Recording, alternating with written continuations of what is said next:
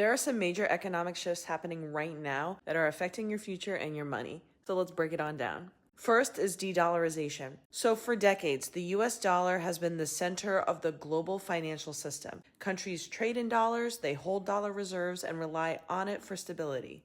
This is shifting though. Countries like China and Russia are experimenting with alternative currencies for trade. Central banks are increasing gold reserves, and more nations are trying to reduce their reliance on the dollar, especially in response to geopolitical tension and sanctions. And a big part of this is the petrodollar system, where oil has historically been priced and traded in US dollars. Now, some countries are starting to explore alternative currencies regarding that.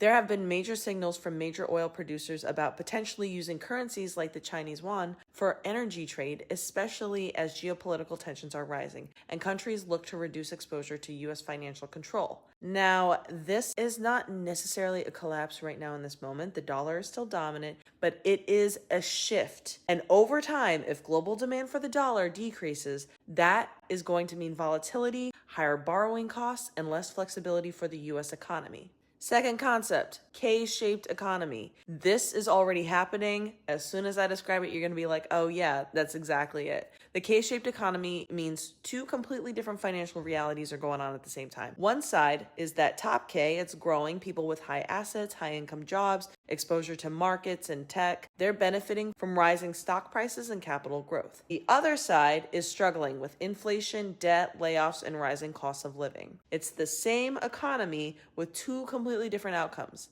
And these things connect. So if the dollar weakens over time, that can increase inflation, especially for everyday goods, which we know are already expensive. Puts more pressure on the lower half of the K. Now, here's something that I see so many people misunderstand. They look at just GDP and assume everything is fine. Economists don't even do that.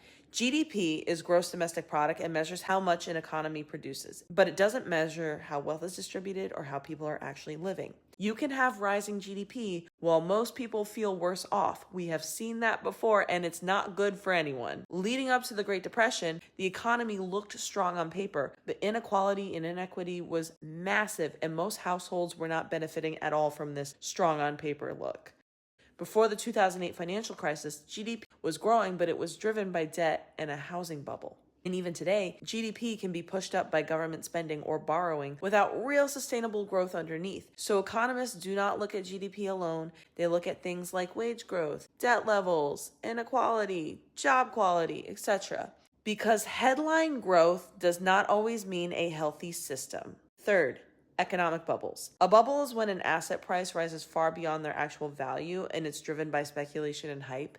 It follows a specific pattern. I've done a couple videos on this. Excitement, rapid growth, euphoria, and then market correction where it bursts. We've seen it with the dot-com bubble, we've seen it with housing, and right now, many people are questioning whether we're seeing it again, especially with AI. Massive investment, there's huge valuations happening, but it's not matching any real returns. I'm not saying like tech isn't potentially, there is a possibility, but it's priced ahead of the reality. When that happens, the market is going to correct. Now, connecting all of this, you have a slow global shift away from the dollar. You got a K-shaped economy where people are experiencing completely different financial realities. You have GDP numbers that can look strong even if most people don't feel it and most people aren't. And on top of all that, we may have ourselves an asset bubble forming. That combination creates a lot of fragility. We're a house of cards right now. And I also want to say market corrections do not happen in a vacuum. When asset prices drop, the market pulls back and that impact is always uneven. There's also been multiple articles about how thousands of CEOs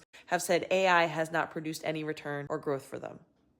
In a K-shaped economy, a bubble is going to hit harder. If you are struggling with high rent, rising costs, debt, a downturn is not going to feel like a simple market correction. It's going to feel like immense pressure that is impossible to absorb. Meanwhile, people on that upper half of the K, they often have liquidity, assets, and a lot of flexibility. They can ride it out, and they're going to take advantage of the dip. So the same event is going to create vastly different outcomes, and obviously there will be a spectrum within that. This is why awareness matters so much, because when life already feels unaffordable, volatility is very, very intimate and personal, and it will impact you so much greater. Here's what I advise. Pay attention to your local government. Because while global trends and federal policy set the stage, your day-to-day reality is shaped locally through housing, policy, taxes, and cost of living decisions that are made every day by groups like the City Council and the state legislature. That's where you feel it first. So don't just look at the headlines. Look at where growth is actually happening, who it's actually reaching, and how it shows up in your real life. And if you don't know who's representing you, you don't know about upcoming elections, that is a problem. In this kind of economy, awareness is your strategy. It is not optional. Until next time, y'all.